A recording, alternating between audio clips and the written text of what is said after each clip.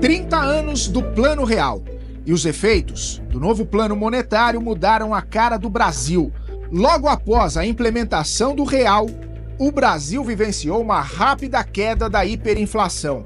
Dados do Banco Central mostram que nos meses que se seguiram ao lançamento, a inflação mensal caiu de 2 dígitos para níveis sustentavelmente baixos. O fenômeno aconteceu graças a uma combinação de políticas monetárias estritas, controle rigoroso da emissão de moeda e uma âncora cambial que vinculava o real ao dólar, proporcionando estabilidade e previsibilidade aos preços. Essa rápida contenção da inflação provou ser muito importante para restaurar a confiança na economia nacional. As reações ao Plano Real foram imediatas, tanto nos mercados financeiros quanto entre a população em geral. Nos mercados, o real foi recebido com otimismo cauteloso, refletido por um aumento no investimento estrangeiro direto e uma valorização dos títulos nacionais. O índice Bovespa, principal indicador do mercado de ações, mostrou uma tendência de alta sustentada após a introdução da nova moeda, sinalizando a recuperação da confiança dos investidores. As regras ficaram estáveis, a inflação foi controlada, começou a ser possível fazer previsão de cenários, né? Por exemplo, na empresa de consultoria de que eu era sócio, a MCM, a gente não tinha projeção de cenários de 10 anos, de 5, 10 anos, né? A gente tinha uma equipe de pesquisadores que iam nas feiras livres, no supermercado, coletar preço, porque era fundamental oferecer aos nossos clientes uma projeção da inflação de curto prazo. Você veja o custo disso tudo, né? Então, o Plano Real foi um marco. De uma hora para outra, ele colocou, né, de cabeça para baixo todas aquelas incertezas e elas viraram previsibilidade, certo? E isso gerou um novo ciclo de ganho de produtividade, a eficiência da economia aumentou e tudo isso contribuiu para aumentar o potencial de crescimento da economia, do emprego, da renda. Os pobres deixaram de perder com a inflação, deixaram de ir para o supermercado num dia para comprar tudo no dia do salário, que era assim, como os pobres não tinham moeda indexada, eles não tinham conta em banco, recebiam os salários, corriam para o supermercado para comprar tudo e estocar em casa, certo? Agora não precisava mais, eles passaram a comprar quando fosse necessário, como é normal e é assim que acontece hoje.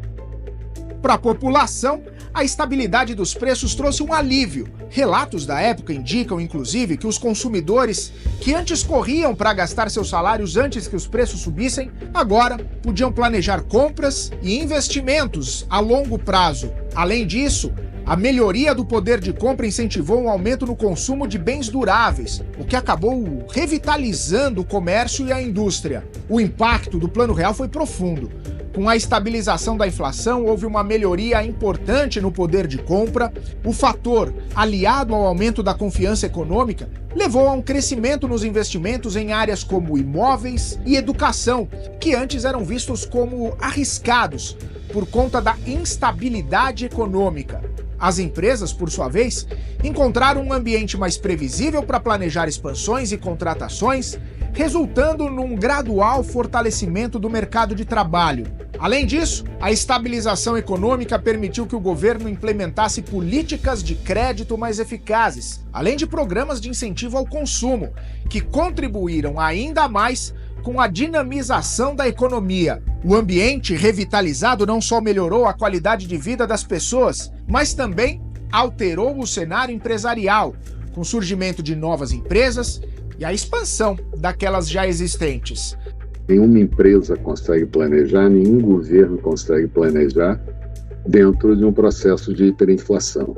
Então a inflação sai no mês de junho, que antecede aos 30 anos, ao 1º de julho do Plano Real, nós tínhamos uma inflação de 47% no mês de junho. E essa inflação chega no final do ano de 1994 a 1% ao mês. Então, as empresas puderam se programar, as empresas puderam se planejar. Imagina uma empresa que vai fazer uma planta nova, de qualquer setor que seja, vamos dizer uma planta de celulose, por exemplo, sem saber como vai ser o câmbio, sem saber o que vai acontecer nesse processo de formatação que vai durar 5 anos para ele entre startar um plano de uma nova fábrica e começar a produzir, o que vai acontecer nesse meio do caminho, com uma inflação de 40%, 50%, 80% ao mês. A rápida estabilização da inflação, as reações positivas dos mercados e as transformações no cotidiano das pessoas marcaram o início de uma nova era de prosperidade e estabilidade econômica. Esse período inicial, após a implementação do Plano Real, demonstrou que com políticas adequadas e uma execução cuidadosa, é possível reverter mesmo as situações econômicas mais desafiadoras. Vivíamos uma patologia.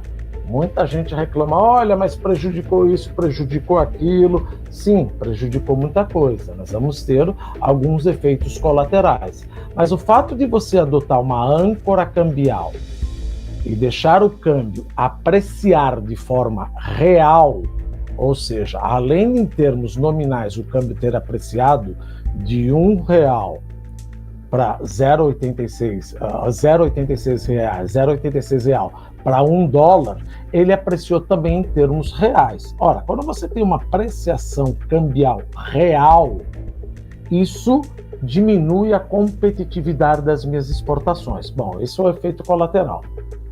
E o que ajuda? Aumenta a competitividade dos meus bens importados.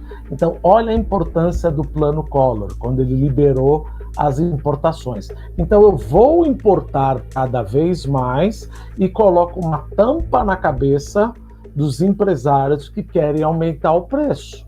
E quanto mais você busca aumentar o preço, por vários motivos, ou por falta de produtividade, por receio do novo congelamento lá na frente, mais o câmbio aprecia e fica mais barato eu importar.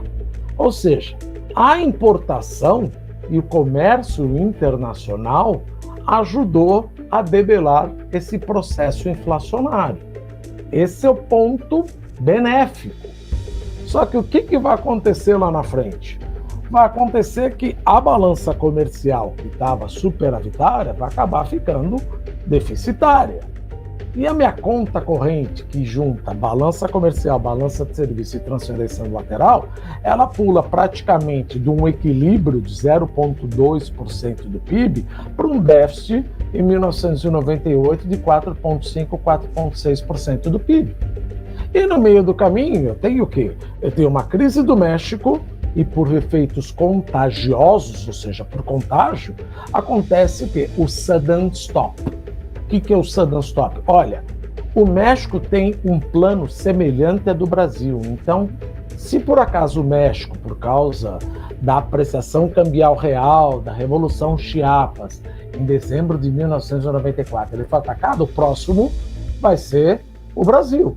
Então, a taxa de juros explode, porque a gente sabe, pela paridade de juros, quando você tem eventualmente um câmbio, entre aspas, semifixo, a política monetária é ditada pelo mercado internacional e pelo meu risco país.